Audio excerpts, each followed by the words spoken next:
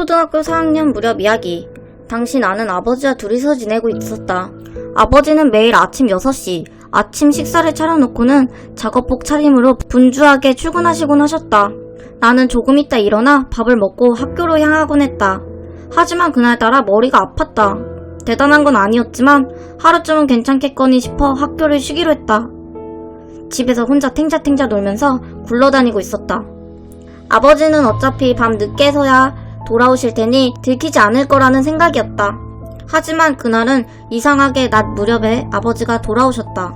분명 혼이 날 거라는 생각에 열심히 변명을 하고 있는데 왠지 아버지는 싱글벙글 웃고 있었다. 산책 가겠니? 혼나지 않으면 뭐든 괜찮다 싶어 생각도 안 하고 나는 아버지를 따라 나섰다. 근처 강둑에서 아버지와 손을 잡고 걸었다. 딸과 손을 잡고 웃으며 산책할 사람은 아니었지만 즐거웠기에 이상하다고는 생각하지 않았다. 한동안 걷고 있던 도중 갑자기 잡고 있는 손이 아플 정도로 힘이 가해지기 시작했다. 아파! 하고 말해봤지만 아버지는 싱글벙글 웃으며 내 손을 잡을 뿐 손을 잡아당기며 뚝 아래로 내려간다.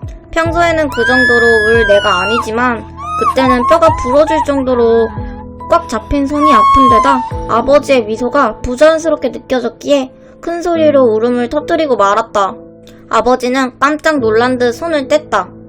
아버지의 얼굴을 바라볼 수 없어서 그대로 주저앉아 엉엉 울었다. 한참을 울고 있는데 모르는 아주머니가 내 어깨를 두드리며 말을 걸어왔다. 고개를 들자 아버지는 없었다. 두고 갔나 싶어 더욱 슬퍼져 나는 계속 울었다. 아주머니는 그런 나를 근처 파출소에 데려다 주셨다.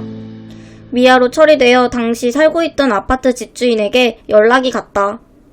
우리 집에는 그 무렵까지도 전화기가 없었거든. 잠시 뒤 집주인한테 연락을 받은 아버지가 얼굴이 새하얘져서 달려왔다.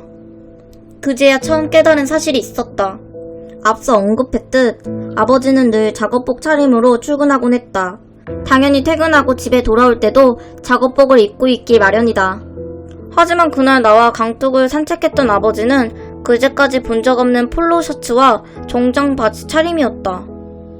아버지는 일하던 도중 집주인의 전화를 받았다고 했다. 기묘하게도 집주인은 내가 수수께끼의 아버지와 외출하는 모습을 지켜보고 있었단다. 그래서 경찰에게 전화가 왔을 때는 오히려 집주인이 더 기겁했다는 것이었다. 결국 경찰에서는 집주인이 사람을 잘못 봤고 내가 모르는 사람을 멍청하게 따라갔다는 걸로 사건을 마무리했다. 파출소에서 돌아오는 길 나는 아버지에게 된통 혼이 났다. 평소대로의 아버지였다. 하지만 몇 시간 전 함께 있었던 것도 분명히 아버지였을 터다. 도대체 무슨 일이 있었던 걸까? 집주인도 아버지도 고인이 된 지금 내 가슴속에만 남아있는 수수께끼 같은 기억이다. 아버지의 모습을 하고 나타난 그 남자의 정체는 무엇이었을까요? 또 정말 사람이긴 했을까요?